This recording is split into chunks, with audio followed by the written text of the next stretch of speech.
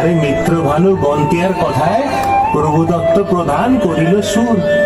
এত সুন্দর গীত আমাদের, এই গীত একটু তোমাদের ভাষায় শোনাবো নাকি গো?